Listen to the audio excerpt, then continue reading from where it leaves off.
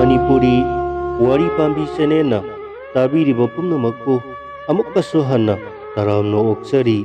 Ngasisu Mayamgi Ngaihak Pothananabani Haiduna Anauba horror story amakak Uduna Laksari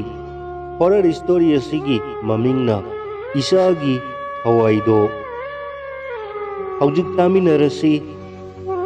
Horror story Isagi Hawaido Rajesh amadi Nungsi sanana yum panminarakpa sahi tara nipal lom hairakle makoigi pikliba class 8 tamak karibi sahi tara mari rom hairaklabi laisabi masa pharaklabi Victory kaubi masanupi ama lairami Rajesh Agriculture Department grade 4 gi thabak masa ama taujaduna yum mado watapadana yamna makka hena nungaiba haibadu oidrabasu saba thakpadi watana nungaina adum lairami Rajesh ki mama Sakina masunupi Victory bu yamna luna sana taujarami Victory poklaba matungda angang makha taba yakidabana Victory na yum maduda nupasu nupisu sakna mama mapagi amadi mabukki numithagum yengjaduna yamna luna sana taurakhi numito kangchingba numitni ayuk anganbada sukhiba nongna mamangi ningol chakaubada nungsigi mabungsingna pibirakhiba syntax ado isingna pikthaladuna wawa pathokuna senthari nongsu thigli suri nungsigi manembok Sakina syntax adudagi ising kaladuna wawa saithaduna iruja thoi irujana mana mamau nupi nungsida hairai ibema ahanba ingengi kangchingba numitche laigi mandopta hairuk haira amadi pochai khara katuna isugi amadi nakhoigi yai phananaba imana isorgi thaugal chalukhige aduna ne hairuk haira amadi karino areiba mana masing khara thaurang tau tanjaduda masunupi Victorina bubo aisu bambolgi mandopta lai khuramba lakke hairaklammi mabok Sakina ngaikho haujiktine bobo khakta chalukhige horen numidang waidane kang singba halaklagane punna isuga khechi chaminaraga dauribani aduna ne haujikti laalganu hairaklammi masunupi Victorina hoi bobo horen chanminasi ko asumna mamau nupina sem saduna thamliba hairuk haira amadi mana masing singado puduna laida katnanabgi damak saki satkre ngaihak lairaga masunupi Victorina horen numidang waidi boboka kangsingba chalugani aduga bambongi mandopta Kresi susarugani haiduna iruja thoke khanduna irujananabagi damak phadi sabon paiduna amadi baltin masa ama puduna yumgi nakanda lairiba syntax adugi manakta laklammi Victorina syntax adudagi ising kange haiduna syntax adugi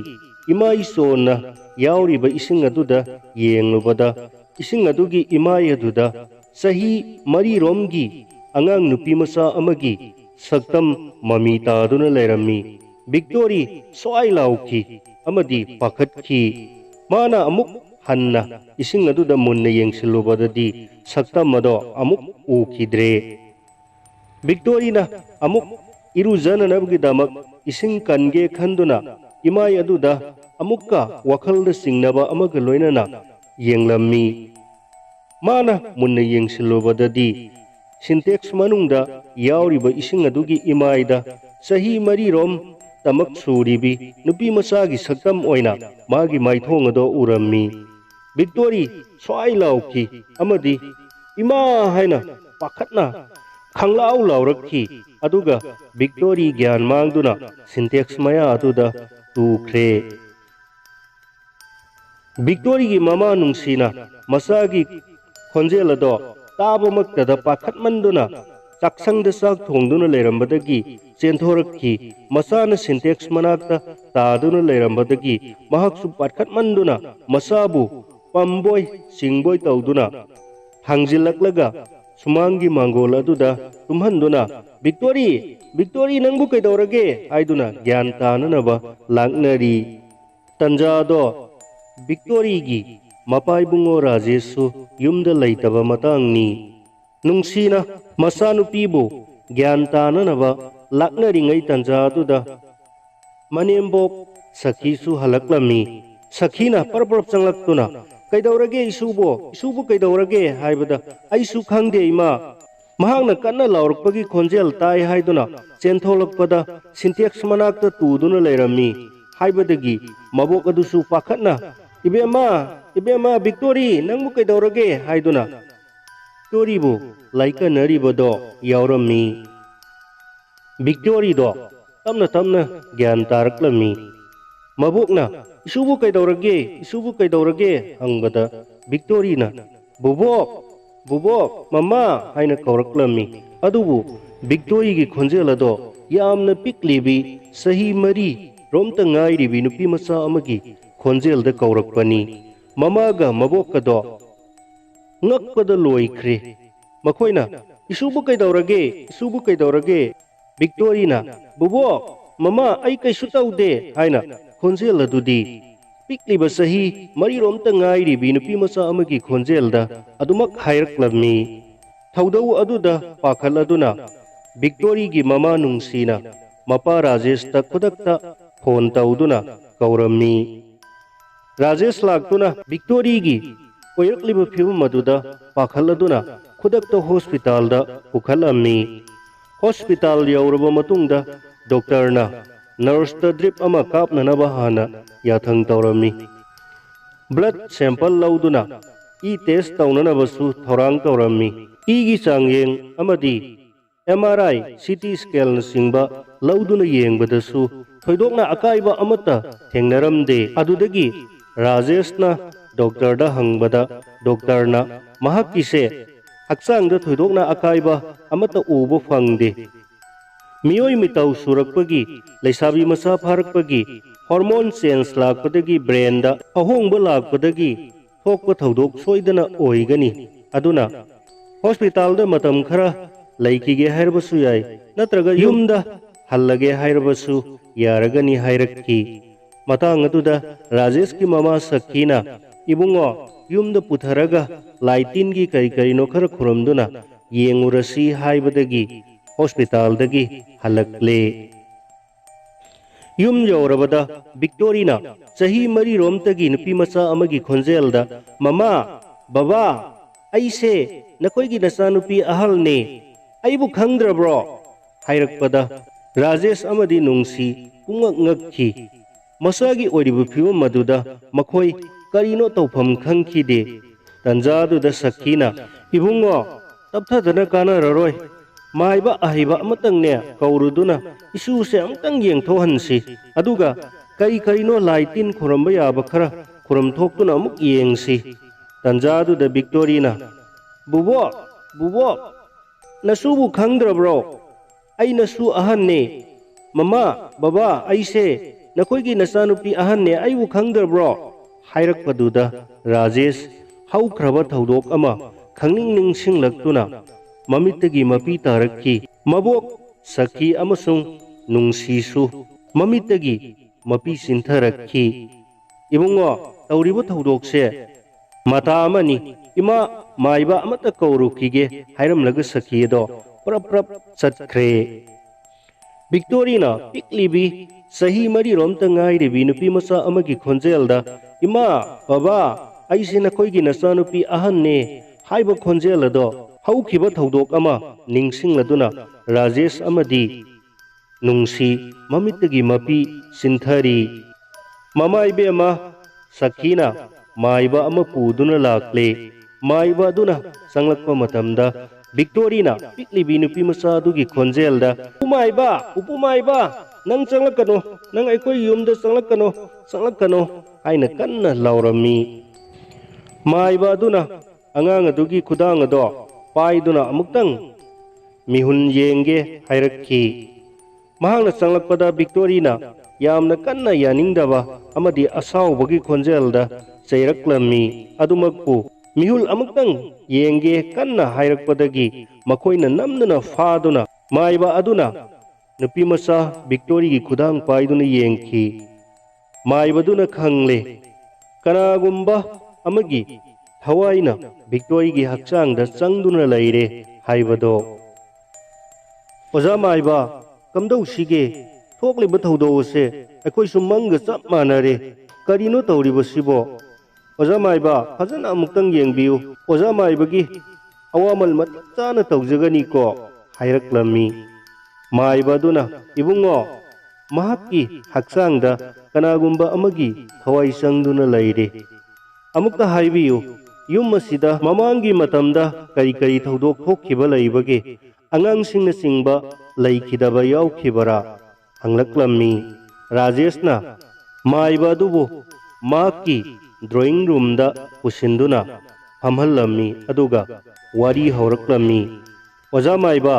ꯑꯣꯖꯥ ꯃꯥꯏꯕꯅ ꯍꯥꯏꯕ ꯆꯨꯝꯃꯤ꯫ ꯌꯨꯝ ꯑꯁꯤꯗ ꯊꯧꯗꯣꯛ ꯑꯃꯈꯛ ꯊꯣꯛꯈꯤꯕ ꯂꯩ꯫ ꯋꯥꯔꯤ ꯑꯗꯣ ꯑꯁꯤꯅꯤ: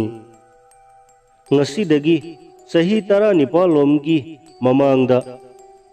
ꯑꯩꯅ ꯌꯨꯝ ꯄꯥꯜꯂꯕ ꯃꯇꯨꯡꯗ ꯑꯍꯥꯟꯕ ꯑꯣꯏꯅ ꯏꯆꯥꯅꯨꯄꯤ ꯑꯃ ꯐꯪꯖꯈꯤ꯫ ꯑꯍꯥꯟꯕ ꯐꯪꯖꯕ ꯏꯆꯥ ꯑꯣꯏꯕꯅ ꯑꯩꯈꯣꯏꯅꯁꯨ ꯃꯕꯣꯛꯅꯁꯨ ꯌꯥꯝꯅ ꯂꯨꯅ ꯇꯧꯖꯈꯤ꯫ ꯃꯍꯥꯛꯅ ꯆꯍꯤ 4ꯃꯨꯛ ꯁꯨꯔꯛꯄ ꯃꯇꯝ ꯑꯗꯨꯋꯥꯏꯗ ꯑꯩꯈꯣꯏꯅ ꯁꯤꯟꯇꯦꯛꯁꯇꯒꯤ ꯍꯦꯛ ꯍꯦꯛ ꯏꯔꯨꯖꯕ ꯃꯇꯝꯗ ꯃꯥꯁꯨ ꯌꯥꯎꯕꯤꯔꯝꯃꯤ꯫ ꯁꯤꯟꯇꯦꯛꯁꯇꯒꯤ ꯏꯁꯤꯡ ꯀꯟꯗꯨꯅ ꯃꯥꯅꯁꯨ ꯏꯁꯤꯡ ꯀꯟꯒꯦ ꯍꯥꯏꯗꯨꯅ ꯅꯤꯡꯉꯥꯏ ꯇꯧꯔꯛꯄꯗ ꯑꯩꯈꯣꯏꯅꯁꯨ ꯀꯜꯍꯟꯗꯨꯅ ꯏꯁꯤꯡ ꯑꯗꯣ ꯑꯩꯈꯣꯏꯗ ꯆꯥꯏꯕꯗ ꯑꯩꯈꯣꯏꯅ ꯀꯤꯕ ꯁꯥꯗꯨꯅ ꯆꯦꯟꯕꯗꯣ ꯃꯍꯥꯛꯅ ꯌꯥꯝꯅ ꯍꯔꯥꯎꯖꯔꯝꯃꯤ꯫ ꯃꯇꯧ ꯑꯗꯣ ꯎꯔꯒ ꯃꯕꯣꯛꯅꯁꯨ ꯌꯥꯝꯅ ꯄꯦꯟꯖꯔꯝꯃꯤ꯫ ꯑꯁꯨꯝꯅ ꯃꯍꯥꯛꯅ ꯇꯣꯏꯅ ꯇꯣꯏꯅ ꯁꯤꯟꯇꯦꯛꯁꯇ ꯏꯁꯤꯡ ꯀꯟꯗꯨꯅ ꯁꯥꯟꯅꯕ ꯑꯃꯗꯤ ꯏꯔꯨꯖꯒꯦ ꯍꯥꯏꯗꯨꯅ ꯅꯤꯡꯉꯥꯏ ꯍꯦꯛ ꯍꯦꯛ ꯇꯧꯔꯝꯃꯤ꯫ ꯑꯩꯈꯣꯏꯅꯁꯨ ꯃꯍꯥꯛꯀꯤ ꯅꯤꯡꯉꯥꯏ ꯑꯗꯣ ꯊꯦꯝꯅꯅꯕꯒꯤꯗꯃꯛ ꯁꯤꯟꯇꯦꯛꯁ ꯃꯅꯥꯛꯇ ꯄꯨꯁꯤꯟꯗꯨꯅ ꯁꯤꯟꯇꯦꯛꯁ ꯃꯊꯛꯇ ꯐꯝꯍꯟꯗꯨꯅ ꯏꯁꯤꯡ ꯀꯜꯍꯟꯗꯨꯅ ꯑꯃꯗꯤ ꯏꯔꯨꯖꯕꯤꯗꯨꯅ ꯃꯍꯥꯛꯀꯤ ꯅꯤꯡꯉꯥꯏ ꯑꯗꯣ ꯊꯦꯝꯕꯤꯔꯝꯃꯤ꯫ ꯀꯔꯤꯒꯨꯝꯕ ꯃꯇꯝꯗ ꯐꯥꯟ ꯊꯥꯗꯨꯅ ꯐꯥꯟ ꯃꯊꯛꯇ ꯂꯦꯞꯂꯒ ꯁꯤꯟꯇꯦꯛꯁꯀꯤ ꯏꯁꯤꯡ ꯑꯗꯣ ꯀꯟꯗꯨꯅ ꯆꯥꯏꯗꯨꯅ ꯑꯩꯈꯣꯏꯗ ꯁꯥꯟꯅꯖꯕꯗꯣ ꯃꯍꯥꯛꯅ ꯅꯣꯛꯆꯕ ꯄꯨꯝꯅꯃꯛ ꯑꯗꯣ ꯎꯔꯒ ꯑꯩꯈꯣꯏꯅꯁꯨ ꯃꯃꯥ ꯃꯄꯥ ꯑꯃ ꯑꯣꯏꯕꯅꯤꯅ ꯌꯥꯝꯅ ꯅꯨꯡꯉꯥꯏꯖꯔꯝꯃꯤ꯫ ꯃꯍꯥꯛꯅ ꯅꯤꯡꯉꯥꯏ ꯍꯦꯛ ꯇꯧꯔꯛꯄ ꯈꯨꯗꯤꯡꯗ ꯁꯤꯟꯇꯦꯛꯁ ꯃꯅꯥꯛꯇ ꯄꯨꯁꯤꯜꯂꯒ ꯁꯤꯟꯇꯦꯛꯁꯇ ꯐꯝꯍꯜꯂꯒ ꯏꯁꯤꯡ ꯀꯜꯍꯟꯗꯨꯅ ꯁꯥꯟꯅꯍꯜꯂꯕꯗꯤ ꯃꯍꯥꯛ ꯅꯤꯡꯉꯥꯏ ꯍꯦꯛꯇ ꯇꯣꯛꯈꯤ꯫ ꯑꯩꯈꯣꯏꯅꯁꯨ ꯃꯍꯥꯛꯄꯨ ꯀꯞꯄ ꯅꯤꯡꯉꯥꯏ ꯇꯧꯔꯛꯄ ꯃꯇꯝꯗ ꯏꯁꯤꯡ ꯍꯦꯛ ꯍꯦꯛ ꯁꯥꯟꯅꯍꯜꯂꯝꯃꯤ꯫ ꯅꯨꯃꯤꯠꯇꯣ ꯑꯁꯨꯝ ꯊꯣꯛꯎ ꯍꯥꯏꯅ ꯇꯝꯈꯤꯕꯅ ꯏꯃꯥꯁꯨ ꯀꯥꯂꯦꯟꯒꯤ ꯁꯥꯔꯕ ꯅꯨꯡꯁꯥ ꯑꯗꯨꯗ ꯅꯨꯡꯊꯤꯜ ꯑꯗꯨꯗ ꯉꯥꯏꯍꯥꯛꯇꯪ ꯃꯥꯡꯒꯣꯜꯗ ꯐꯛ ꯊꯥꯗꯨꯅ ꯄꯣꯊꯥꯔꯝꯃꯤ꯫ ꯃꯃꯥꯅ ꯃꯆꯥꯅꯨꯄꯤ ꯑꯗꯨꯒ ꯂꯣꯏꯅꯅ ꯐꯃꯨꯡꯗ ꯁꯥꯟꯅꯅ ꯑꯉꯥꯡ ꯅꯨꯄꯤ ꯃꯆꯥ ꯑꯗꯨꯕꯨ ꯁꯨꯝꯂꯝꯃꯤ꯫ ꯑꯉꯥꯡ ꯑꯗꯣ ꯑꯗꯨꯝ ꯁꯨꯝꯂꯝꯕꯗꯒꯤ ꯃꯃꯥꯗꯣ ꯌꯨꯝꯒꯤ ꯊꯕꯛ ꯏꯪꯈꯥꯡ ꯈꯔ ꯋꯥꯅ ꯍꯣꯠꯅꯕꯗꯨꯗ ꯃꯃꯥ ꯏꯕꯦꯝꯃꯗꯣ ꯇꯨꯝꯊꯈꯤꯔꯝꯃꯤ꯫ ꯑꯗꯨꯗꯒꯤ ꯏꯆꯥꯅꯨꯄꯤ ꯑꯗꯣ ꯇꯞꯅ ꯍꯧꯒꯠꯇꯨꯅ ꯃꯍꯥꯛ ꯁꯤꯟꯇꯦꯛꯁ ꯃꯅꯥꯛꯇ ꯂꯥꯛꯂꯕ ꯖꯥꯠꯅꯤ꯫ ꯑꯗꯨꯒ ꯐꯥꯜ ꯑꯃ ꯊꯥꯔꯒ ꯏꯁꯤꯡ ꯑꯗꯣ ꯁꯥꯟꯅꯕ ꯖꯥꯠꯅꯤ꯫ ꯏꯁꯤꯡ ꯁꯥꯟꯅꯔꯝꯕꯗꯒꯤ ꯃꯍꯥꯛꯅ ꯁꯤꯟꯇꯦꯛꯁ ꯑꯗꯨꯗꯒꯤ ꯏꯁꯤꯡ ꯑꯗꯣ ꯀꯟꯅꯅꯕ ꯍꯣꯠꯅꯕꯗ ꯁꯤꯟꯇꯦꯛꯁ ꯃꯅꯨꯡꯗ ꯇꯥꯁꯤꯜꯂꯕ ꯖꯥꯠꯅꯤ꯫ ꯑꯗꯨꯗꯒꯤ ꯁꯤꯟꯇꯦꯛꯁ ꯃꯅꯨꯡꯗ ꯏꯔꯥꯛꯅꯗꯨꯅ ꯂꯩꯕꯗꯣ ꯀꯅꯥꯃꯠꯇ ꯇꯥꯗ꯭ꯔꯦ꯫ ꯃꯃꯥ ꯏꯕꯦꯝꯃꯅ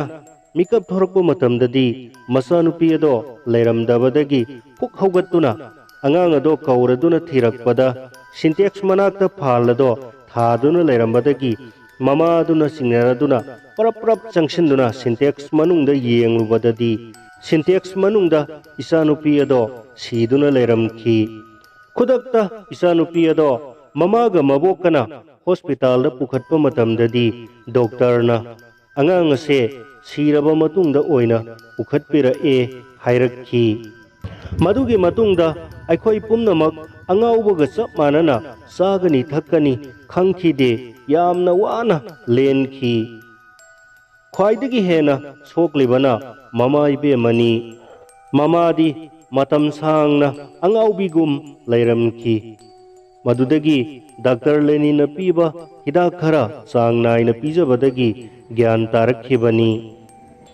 असिनी वारी हाइबबु ओजामाइबा अंगांग असिना असुक कुइबा मतम असे तुमिन्ना लैखरगा हौजिक खक्ता महांगना युम असिदा अमुक महाकी थवाइना हलकलिबा सिबु कमदौरिबा जातनो माइबा अदुना खुमलक्खी इबुंगो असिबगी थवाई सिंह असे मखोइगी ओइबा संसार अमा लैरिबनी थवाई सिंगी थवाई मिरेल सिंगी निंगथौरेल अमसु लैरिबनी निंगथौरेल असिगी अयाबा याउदना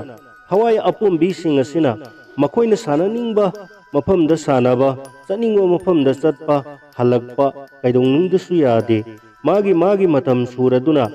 चही मतंगी मतुंगिना युम असिदा अमुक हलकनिंगबदो हलकपा यादना मतम सांगना लेरमलगा हौजिक खक्तदा याबा फंगलदुना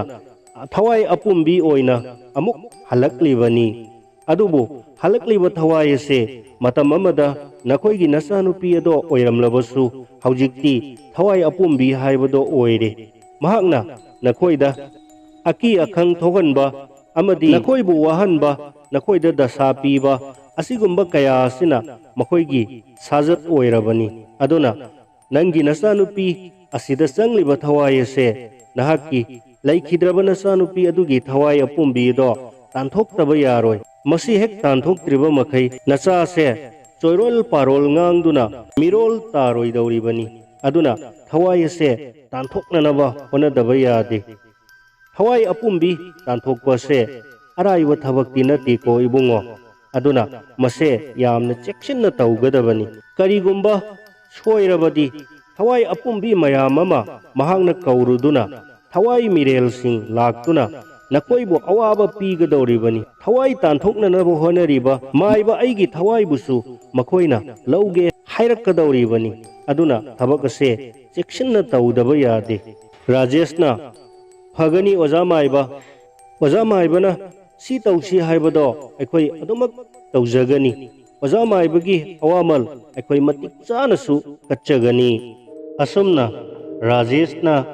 महाकी मसानुपी अहल अदो कमदौना लैखिदबगे हाइबगी वारी अदो सिटनाना माइबदुदा लिरमी माइबदुना वारी पुनमक तारबा मतुंगदा अंगांग असिदा चंगलिबा थवाई अपुंबी असे तानथोक्ननबगिदमक राजेशता हाइरे माइबदुना लाई खुरंबदा चंगदोरिबा पोलमसिंग असे नंगना लांगे हाइब्रा नत्रगा आइबु लांगलाओ हाइब्रा हाइना राजेशता हंगलमी राजेशना ओजामाइबा आइदी इचानुपी असि थादोक्तुना चथोक्पदा कया नुंगाइगदौबा मानदे अदुना ओजामाइबदा आई सेल खरा खुचिनजरगे ओजामाइबना चंगदबा पोलमसिंग अदो सुननबा अमता वातना लोइना लांगबिरो हाइदुना राजेशना ओजामाइबा तुदा लुपा 5,000 पिरमी माइबदुसु हराव हरावना लाकदौरिबा थांजे नुमित असिदा थवाई अपुंबी से मागी मसादगी तानथोक्खरसी अदुना नंग नुमित असे यौद्रि फावबदी नचानुपी से यामना चेक्सिन्ना नखोइना सेनादुना लैगदबनी हाइरमलगा माइबदो चटख्रे राजेश मामा सखी अमदी महाकी नुपीना मसानुपी विक्टोरीबु यामना कुपना सेनादुना लैरे मसानुपी अदो करिगुंबा कांदसु वखल ताना मौसागुम अदुम ngang saknaba yai adubu kariuma gandasu angang masadawna hektamak tawrai haujikti Victoria do punna mapaga ihing tuminai mamaga mabokana makada pathaduna angang adubu senabada makoi pumna magado ahing amata nungthi nungaina tumda saraktaba numit nini humni hairakle nongma numidang amani Rajesh na mikap thorakbada masanupi ado mahaki manakta lairamdari aduga saksanglamda ising kanbagi khonjel kharasu tai polik sakhaibagi khonjel kharasu tai pudakta mana magi nupi amasung mamabu haudoktuna मचानुपी लेरमदबगी पावदो हाइबदा मखोइना चाक्संगलोमदा इसिंग हैब कनबगी मकोल ताय हाइदुना चाक्संगलोमदा परप परप चंगसिनखिबदा मखोइगी चाक्संगदा थमलिबा ब्लाइटा हापलिबा इसिंग सिंगदो हैदुना कनकनदुना इरुजदुना Laramie चाक्संग अदुसु पुंताउ Taware इसिंगना परप परप राजेशना चंगसिनखिदुना मचानुपी अदुगी मकुल अदो फारगा इसिंग कलिबा पात्रदो मखादा थादरमलगा मचानुपी अदो पमदुना थांदोरक्लमी ममाना कादो खुदक्ता तैथोहौरे राजेशना मागी नुपीदा अंगांग अदुगी फिरोल अमदंग पुरक्ननबा हाइरमी फिरोल होंदोकपीदुना मखोइगी तुम्फम का ताना अमुक पुदुना लाक्ले मचानुपी अदुदी इरुजगे बाबा इरुजगे इसिंग कनबी सानगे इरुजगे हाइदुना हौजिकसु कन्ना कपली अंगांग अदो थेमना मखोइ Kanasu तुमनदरे नोंगान खिबसु खंगहौदरे ngasi sagol sel numitni maibaduna lake hairamba numitto thangji numitani sumnadagi numitni dangairabani mama sakina rajesta hairaklamni ima ibungo nangi maibadubu lakadoribra natraga paisa mayamdo paisilaga tumil laikhraba jalane amuktadi unaru chodana rajeshna ima adugumba हाइनगिबा वा ngaktaba मियोइ नते अदुगी माइबदो मयामना सखंगबा मणिपुरगी मफम मफम कयादसु लायेंगबा कोइसा चलिबा मियामना मसखंगलबा मीने अदुमना तौरोइदा उनरुद्रबसु यानीदा आई अंगांगसे थादोक्तुना कोइसा चटपसु पामदे सोइदना लाक्चनीदा मामा सकीना होय होय फरे अदुदी आइने ngakta पोथागे ngarang aing sunungthi nungaina tumde ai ngakta पोथागे नखोय अंगांगसे ngakta senau हाइरम लगा मागी काद संखिरामी राजेशु काद संगतुना मसानुपी दो तुमलब्रा हाइदुना येंगलै मसानुपी दो इसी सीना तुमली मामा सुनाकंदा तुमली Rajesh अहिंग नुंथि नुंगाइना तुमलक्तबा मसिंग यामलकपदगी मसादो इसोक सोकथरे महाक सुंगायक्ता उइगे हाइदुना कादुदा फमुंगदा काखतुना ngayhak पोथारे ngayhak नुंगाइना तुमथरुबदा ngairi mahaki nupina khangau hawdorklami isanupi do leramdare aiduna hawdoklakpada rajesh mit khangsing singduna hawgatluna masanupi bu koithi thirami makoi khudingmakna yena kha lukha saksang amadi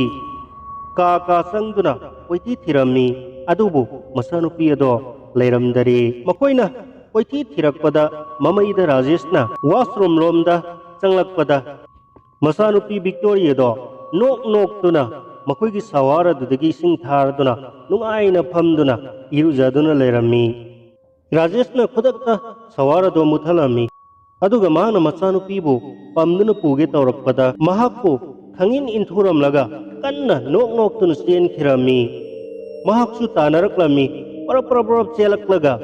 मखोइगी थोंगाल मयादा हौरिबा उपांबी अदुदा परप का खिरमी मतवदुदा राजेशना महाकी नुपी अमसुंग ममाबु कौरमी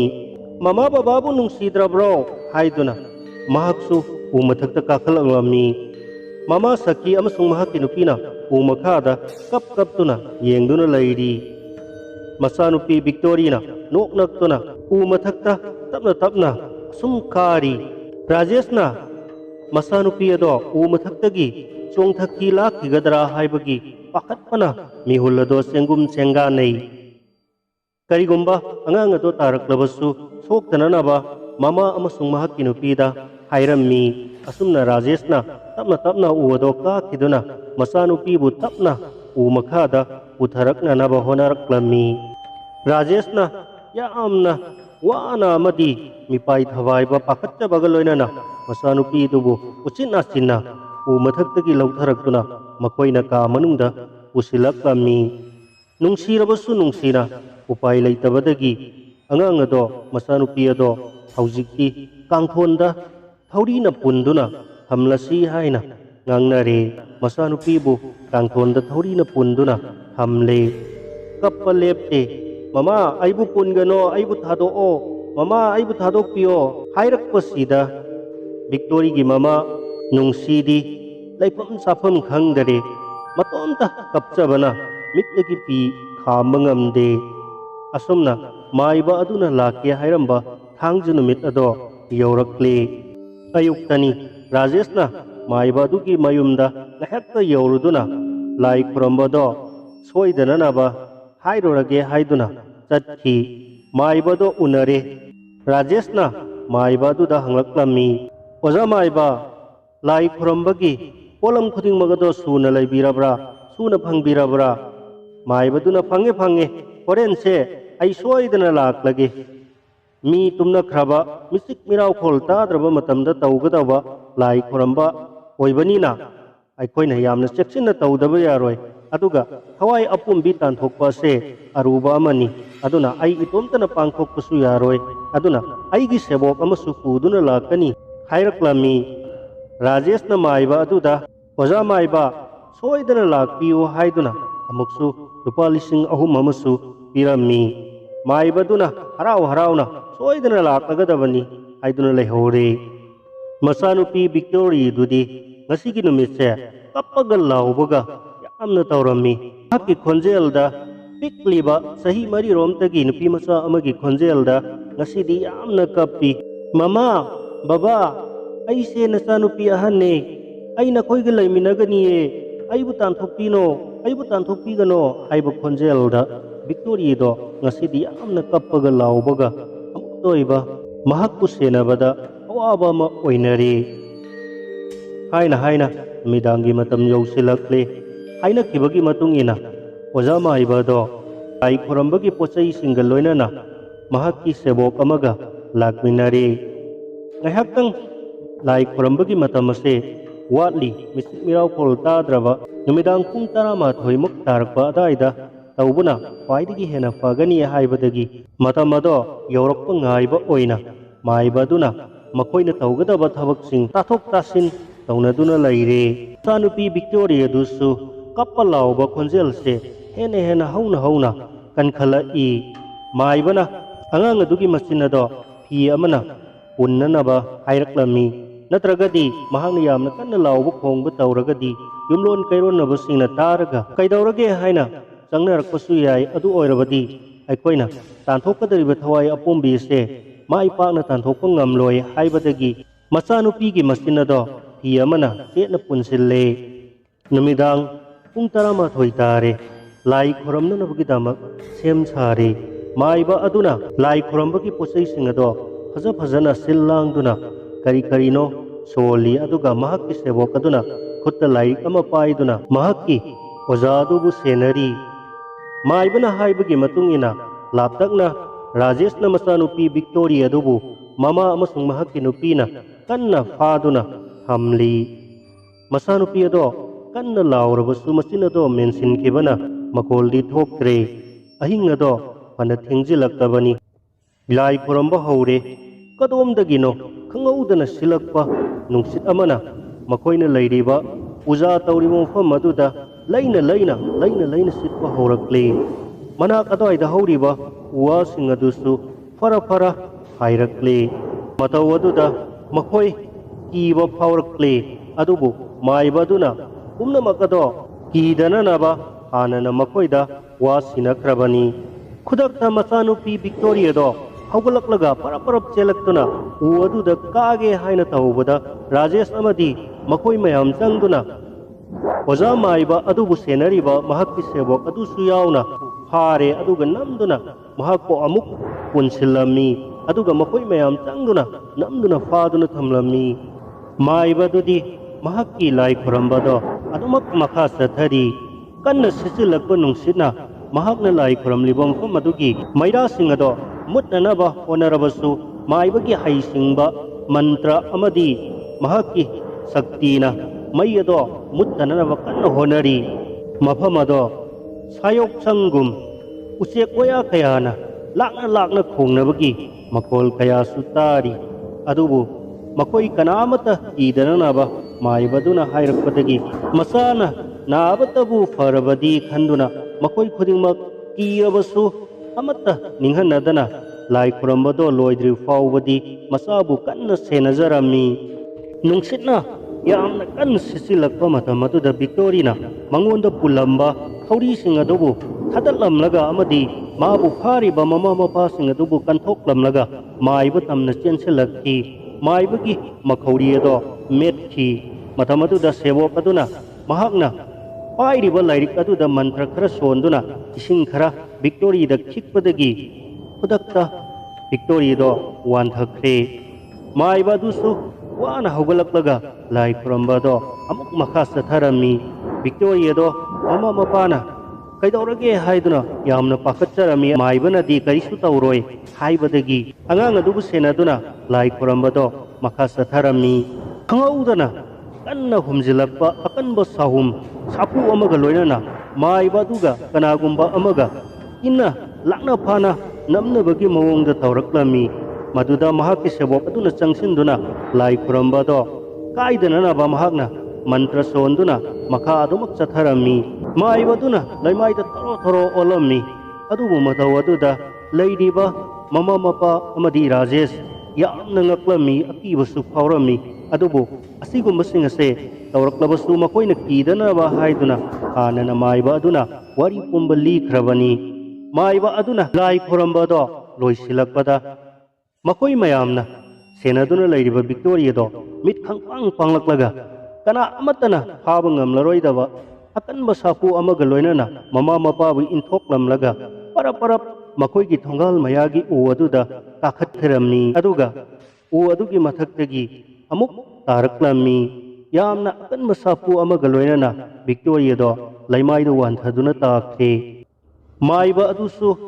ꯋꯥꯟꯊꯗꯨꯅ ꯇꯥꯗꯨꯅ ꯂꯩꯔꯤ ꯇꯟꯖꯥꯗꯨꯗ ꯃꯍꯥꯛꯀꯤ ꯁꯦꯕꯣꯛ ꯑꯗꯨꯅ ꯆꯪꯁꯤꯟꯗꯨꯅ ꯃꯟꯇ꯭ꯔ ꯈꯔ ꯁꯣꯜꯂꯒ ꯃꯥꯏꯕꯗꯨꯗ ꯏꯁꯤꯡ ꯑꯁꯣꯟꯕ ꯈꯔ ꯄꯤꯊꯛꯄꯗꯒꯤ ꯃꯥꯏꯕꯗꯨꯁꯨ ꯇꯞꯅ ꯋꯥꯈꯜ ꯂꯥꯛꯂꯦ ꯃꯆꯥꯅꯨꯄꯤ ꯑꯗꯨꯗꯤ ꯍꯧꯖꯤꯛ ꯐꯥꯎꯕ ꯋꯥꯈꯜ ꯂꯥꯛꯇ꯭ꯔꯤ ꯔꯥꯖꯦꯁ ꯃꯃꯥ ꯅꯨꯡꯁꯤ ꯑꯃꯗꯤ ꯃꯕꯣꯛ ꯁꯈꯤꯅ ꯌꯥꯝꯅ ꯊꯋꯥꯏ ꯋꯥꯅ ꯀꯞꯆꯔꯝꯃꯤ ꯃꯥꯏꯕ ꯑꯗꯨꯗ ꯃꯆꯥꯅꯨꯄꯤ ꯑꯗꯨꯕꯨ ꯌꯦꯡꯕꯤꯅꯅꯕ ꯍꯥꯏꯔꯛꯂꯝꯃꯤ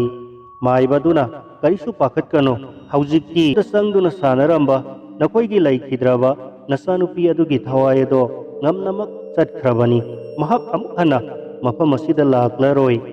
ꯃꯍꯥꯛꯀꯤ ꯊꯋꯥꯏ ꯃꯤꯔꯦꯜꯁꯤꯡꯒꯤ ꯃꯄꯨ ꯅꯤꯡꯊꯧꯔꯦꯜ ꯑꯗꯨꯅ ꯃꯍꯥꯛꯀꯤ ꯊꯋꯥꯏ ꯑꯄꯨꯝꯕꯤ ꯑꯗꯨꯕꯨ ꯄꯨꯗꯨꯅ ꯆꯠꯈ꯭ꯔꯦ ꯃꯈꯣꯏꯒꯤ ꯃꯆꯤꯟꯖꯥꯛꯁꯨ ꯃꯕꯨꯛ ꯄꯦꯟꯅꯅꯕ ꯄꯤꯖꯈ꯭ꯔꯕꯅꯤ ꯑꯗꯨꯅ ꯃꯈꯣꯏ ꯑꯃꯨꯛ ꯍꯟꯅ ꯃꯐꯝ ꯑꯁꯤꯗ ꯂꯥꯛꯂꯔꯣꯏ ꯍꯥꯏꯔꯦ ꯃꯥꯏꯕꯒꯤ ꯄꯥꯎꯇꯥꯛ ꯃꯇꯨꯡ ꯏꯟꯅ ꯂꯥꯏ ꯈꯨꯔꯝꯕꯒꯤ ꯂꯦꯝꯍꯧꯕ ꯄꯣꯠꯆꯩꯁꯤꯡ ꯑꯗꯣ ꯑꯃꯠꯇ ꯆꯤꯊꯗꯅ ꯄꯨꯟꯅ ꯂꯣꯏꯁꯤꯜꯂꯒ ꯃꯥꯏꯕ ꯔꯥꯖꯦꯁ ꯑꯃꯗꯤ ꯃꯍꯥꯛꯀꯤ ꯁꯦꯕꯣꯛ ꯃꯈꯣꯏ ꯑꯍꯨꯝꯅ ꯇꯣꯔꯦꯜ ꯋꯥꯡꯃꯗ ꯂꯪꯊꯣꯛꯎꯅꯅꯕꯒꯤꯗꯃꯛ ꯊꯦꯡꯂꯕ ꯑꯍꯤꯡ ꯑꯗꯨꯗ ꯂꯥꯛꯃꯤꯟꯅꯔꯦ ꯑꯗꯨꯒ ꯃꯆꯥꯅꯨꯄꯤ ꯑꯗꯨꯕꯨꯅ ꯌꯨꯝꯒꯤ ꯃꯥꯡꯒꯣꯜꯗ ꯄꯨꯁꯤꯟꯗꯨꯅ ꯐꯛ ꯑꯃꯗ ꯃꯍꯥꯛꯅ ꯒ꯭ꯌꯥꯟ ꯇꯥꯔꯛꯇ꯭ꯔꯤ ꯐꯥꯎꯕ ꯃꯐꯝ ꯑꯗꯨꯗ ꯊꯝꯅꯅꯕ ꯑꯃꯗꯤ ꯃꯍꯥꯛꯀꯤ ꯃꯕꯣꯛ ꯑꯃꯗꯤ ꯃꯃꯥꯗ ꯁꯦꯟꯅꯗꯨꯅ ꯂꯩꯅꯅꯕ ꯍꯥꯏꯔꯝꯂꯒ ꯃꯥꯏꯕ ꯑꯗꯨꯅ ꯄꯣꯠꯆꯩꯁꯤꯡ ꯑꯗꯣ ꯄꯨꯗꯨꯅ ꯇꯣꯔꯦꯜ ꯋꯥꯡꯃ ꯇꯥꯟꯅ ꯔꯥꯖꯦꯁꯀ ꯃꯈꯣꯏ ꯑꯍꯨꯝ ꯂꯥꯛꯃꯤꯟꯅꯔꯦ